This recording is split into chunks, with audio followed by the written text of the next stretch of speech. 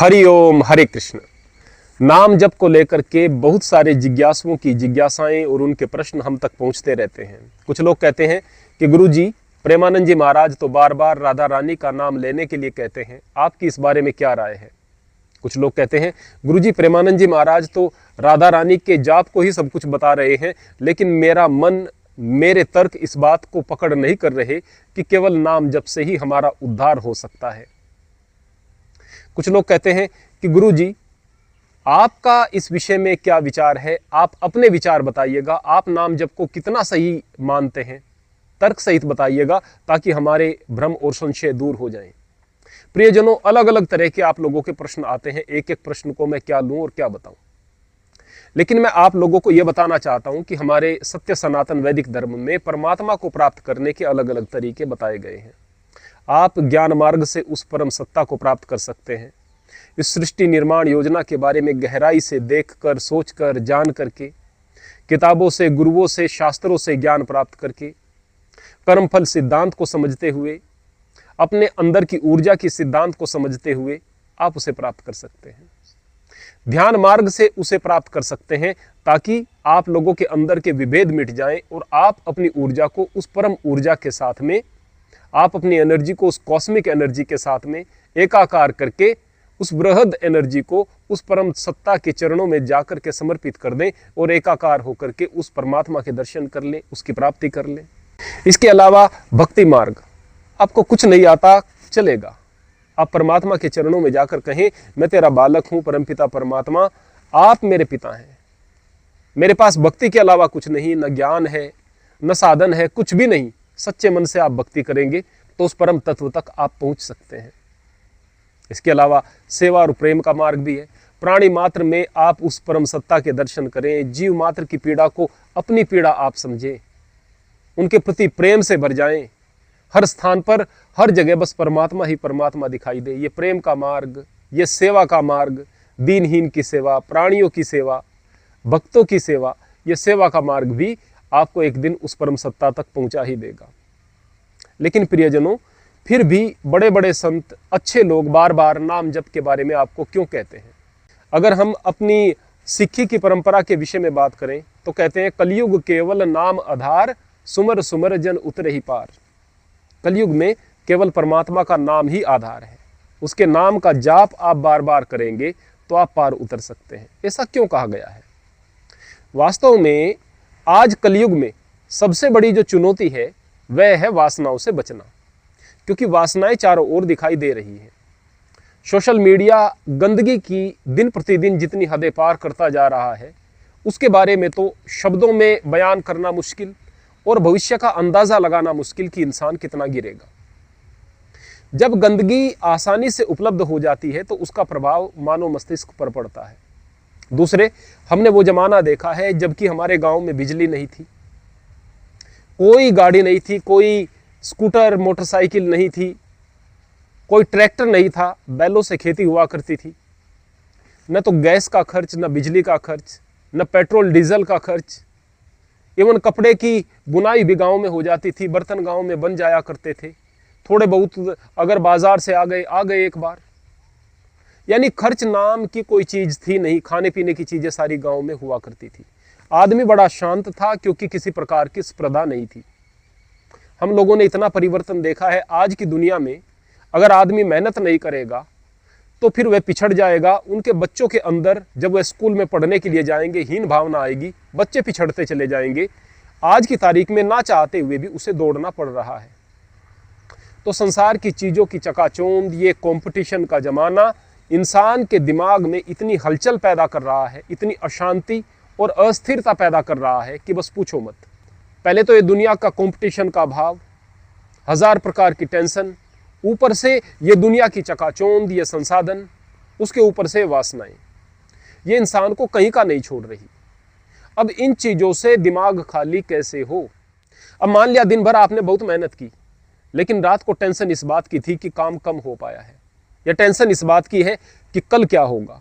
इस टेंशन से आप कैसे बचेंगे? बार बार दिमाग में इसी तरह के ख्यालात आएंगे तो इनसे कैसे बचेंगे? जितना समय बचता है आप मोबाइल इत्यादि में समय लगा रहे हैं, उनसे कैसे बचेंगे? वहां पर 1000 प्रकार की गंदगी है, उनसे कैसे बचेंगे? एकमात्र रास्ता है कलयुग में, एकमात्र रास्ता, और वह है परमात्मा के नाम का जाप। अब जाप किस प्रकार से किया जाए और कितने प्रकार का होता है? जाप 3 प्रकार का होता है। प्रारंभिक अवस्था होती है वाचिक जाप, आपको बोल करके जाप करना है। क्यों करना है? क्योंकि जब तक आप बोल करके जाप कर रहे हैं तो आपने अपनी वाणी पर पहरेदार बैठा दिया। अब चूंकि आप किसी नाम का जाप कर रहे हैं, उसके साथ श्रद्धा भी बन रही है, कम से कम उस वक्त तो बुरे विचार आपके मन में नहीं आ रहे, मन में यह भाव भी आ रहा है कि मेरे ऊपर कोई परम सत्ता है, तो फिर वह जो वाचिक जाप है वह किसी हद तक आपके मन में बुरी चीजों को आने से रोकता है। लेकिन वाचिक जाप आप लगातार कर रहे हैं, उसके पश्चात हर वक्त तो आप शोर करते हुए नहीं घूम सकते हैं। आपको अभ्यास करना है कि मन मन में जाप चलता रहे, होठ भी हिलते रहे, बाहर आवाज ना आए। होठ हिल रहे हैं, बाहर आवाज नहीं आ रही, उपांशु जाप इसे कहते हैं। इसके अलावा तीसरे नंबर का जो जाप होता है, जो प्रमुख जाप है, मन में जाप चल रहा है लेकिन बाहर न होठ हिल रहे न किसी को पता।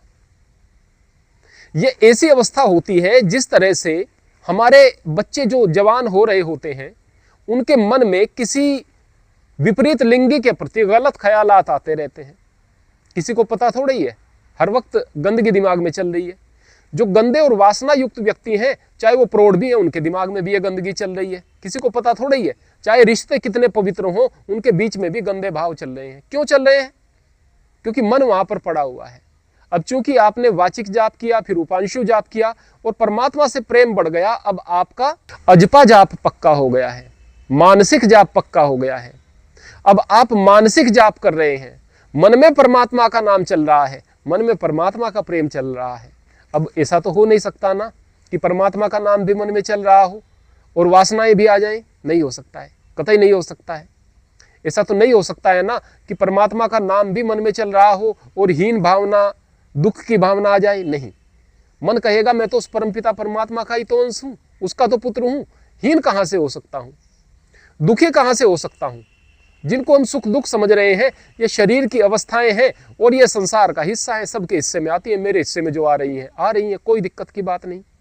तो वो व्यक्ति सुख दुख से ऊपर उठ गया, वो व्यक्ति वासनाओं से ऊपर उठ गया, जिसके मन में अजपा जाप चलना शुरू हो गया। अब ये जो अजपा जाप है, ये किस नाम का होना चाहिए? आप कहते हैं कि प्रेमानंद जी तो केवल राधा नाम का ही जाप करने को कहते हैं। बिल्कुल गलत कह रहे हैं आप। प्रेमानंद जी के पास में कुछ मुसलमान गए, उन्होंने कहा कि आप अपने अल्लाह का नाम लें। प्रेमानंद जी महाराज के पास में कुछ सिख गए, तो उन्होंने कहा कि आप एक ओंकार का जाप कीजिएगा, आप वाहेगुरु का जाप कीजिएगा, जो आपका धर्म, आपकी पूजा पद्धति इजाजत देती है उसका जाप कीजिएगा, क्योंकि उसके साथ ही आदमी के भाव बन पाएंगे। तो मूल बात यह है भाई, जिसके साथ भाव बने उसका जाप करें। अब चूंकि प्रेमानंद जी महाराज का राधा नाम के साथ में भाव बना हुआ है, अब परमात्मा का तो वही नाम है, जो भी नाम आप दिल से पुकार रहे हैं वही नाम है, तो परमात्मा तो वही एक है ना संसार में। जिस नाम के साथ आपका भाव बन रहा है उस नाम को लीजिएगा। अब सनातनी व्यक्ति, उनके पास में कोई जाएगा और चूंकि सनातनी व्यक्ति को तो राधा नाम से कोई दिक्कत ही नहीं, आपत्ति नहीं, तो उनको राधा नाम का परामर्श दे देते हैं।